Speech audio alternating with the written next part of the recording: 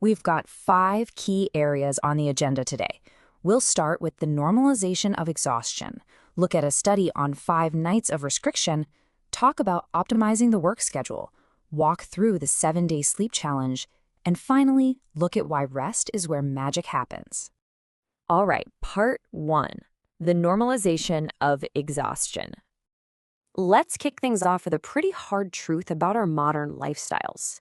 Whenever we think about getting healthier, we almost instinctively jump straight to diet and exercise. We'll overhaul what we eat, we'll sign up for a gym membership, but we totally ignore the third pillar.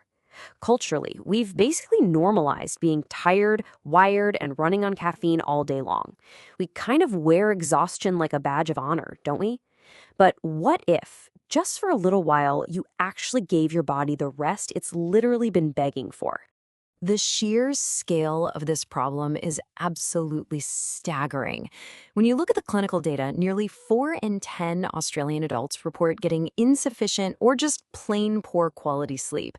And that's a huge deal because sleep actively regulates the whole shebang, from your immune function and memory consolidation right down to cardiovascular health and metabolic function. When 40% of us are missing this foundational piece, yeah, that's not just a bad night. That is a massive public health issue. Which brings us to part 2, 5 nights of restriction. To really see what happens to our bodies when we skimp on sleep, we need to look under the hood. There was this incredibly rigorous laboratory study published in the PLOS One journal. They took 14 healthy young men and put them through a highly controlled sleep restriction protocol. These guys were brought into a lab, their food was strictly capped at an average of 2,000 calories a day, and the researchers tracked literally everything using blood draws and continuous glucose monitors. So what exactly did they do to them?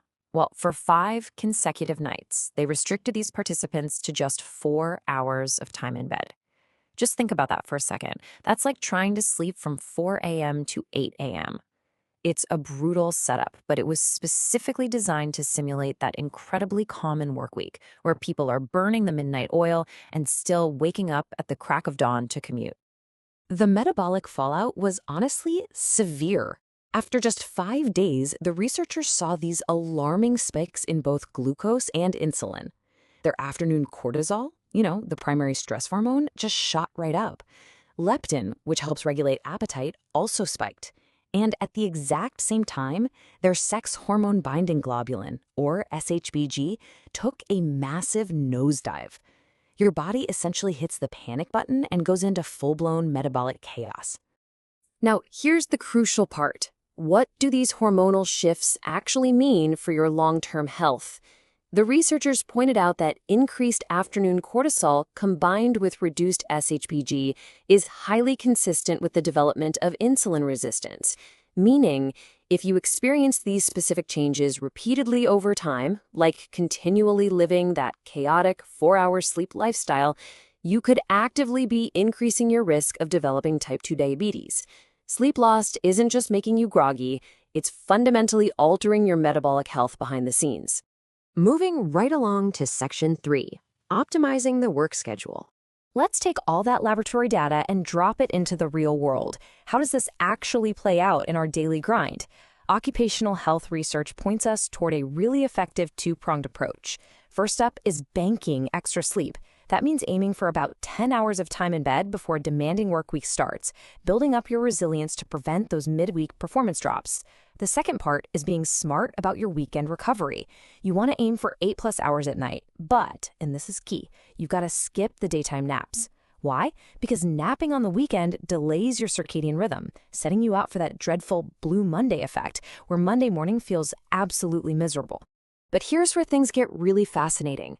If you're working long hours or night shifts, the data actively advocates for planned 15 to 30-minute naps during your work shift. And we're not just talking about staying alert here. Immunologically speaking, a quick nap actually decreases inflammatory markers, like the cytokine IL-6, which helps your body recover from the sheer stress of being awake. Get this. In a study of nursing home workers, a brief shift nap significantly lowered the reports of muscle and joint pain. A 20-minute nap is literally a science-backed occupational health intervention. How cool is that? Okay, let's get practical with Section 4, the 7-day sleep challenge. Since we know the biological damage sleep loss causes, how do we actually go about fixing our own personal routines? Well, a clinical wellness program outlined this brilliantly simple 7-day sleep challenge. The best part, it requires zero apps and no expensive wearables. It all boils down to 5 basic science-backed rules. Number 1, stick to a consistent sleep schedule to really anchor that circadian clock. 2, go completely screen-free for 30 minutes before bed so you aren't suppressing your melatonin with blue light.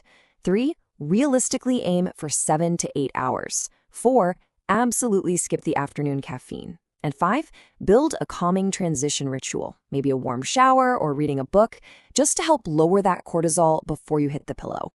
Let's actually zoom in on rule number 4 for a second, because I guarantee this is the one that catches everyone out. Caffeine has a half-life of roughly 5 to 6 hours. That means if you grab a latte at 3 p.m. to power through the afternoon slump, half of that caffeine is still freely circulating in your brain at 9 p.m.